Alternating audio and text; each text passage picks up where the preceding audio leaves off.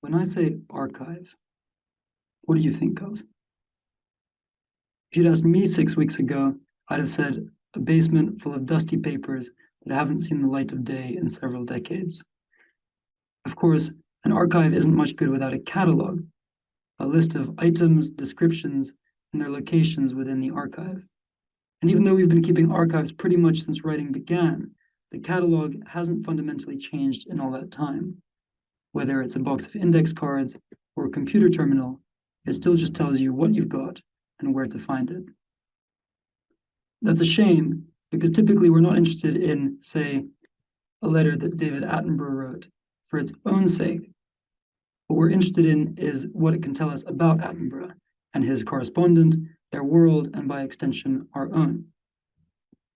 The catalog will tell you that the letter was addressed to Benjamin Britten, but it doesn't provide much in the way of context. Who was Benjamin Britten, and why was David Attenborough writing to him? So for the last 6 weeks, I've been working with Axiell, a software provider to cultural institutions, and 3 of their clients, the LSE, Britten Pears Arts, which provided the letter that we just saw, and the Royal Opera House, to see what the archive catalog of the future might look like.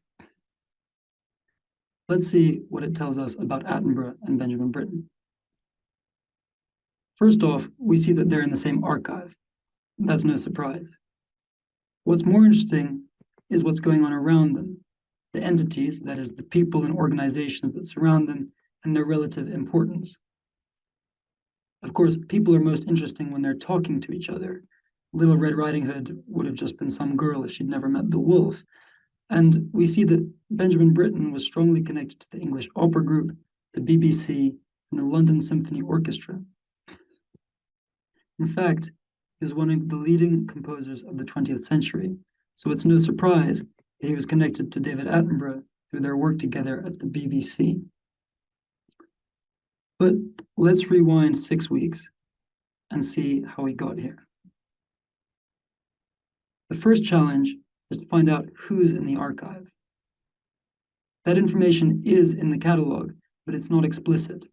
So I aggregated the text from our 3 partner institutions, fed it through a powerful neural network called a transformer, which can extract the entities in a block of text.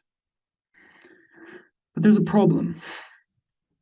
Benjamin Britten appears twice in this record, once as Benjamin Britten and once as Britten. The problem is that as far as the transformer is concerned, these are 2 distinct entities, when in fact they're just aliases for the same guy. I used a fuzzy matching algorithm. I don't come up with the names for these things. And a fuzzy matching algorithm can equate 2 strings of text if they're sufficiently similar. So Benjamin Britten and Britten get identified as the same person. And I passed the entities extracted by the transformer through the fuzzy matching algorithm, yielding a list of unique people and organizations rather than just a list of names. Armed with a list of entities and their positions in the archive, you can then find their importance based on how often they appear and their connections to each other based on how often they appear together. Now, in a presentation like this, you're supposed to say big numbers to get people excited. We found 137,000 entities across our 3 partner institutions, and Chris Hilton, who's the head of archives at Britten Pears Arts, tells me that it would take an archivist years to comb through the thousands of records in an archive and find these by hand. It takes the transformer a matter of hours. And then there are the thousands of pounds in grant money awarded to cultural institutions based on how accessible their archives are. And this is exciting, but there are 2 more reasons that I'm excited about what we've done with Axiell, and these are harder to put a number on. The first is that we haven't merely improved the archive catalog. We've created a map of the meaning, a map of the connections within the archive. And as with any map, where the user goes with it is entirely down to them. We believe we've created a more accessible, more democratic, simpler way for all of us to tell new stories about our history. And the second reason I'm excited has to do with the broader applications of our approach. After all, what we've done is taken a bunch of text, extracted the entities within it, and found the connections between them. What part of that relied on the text being an archive catalog?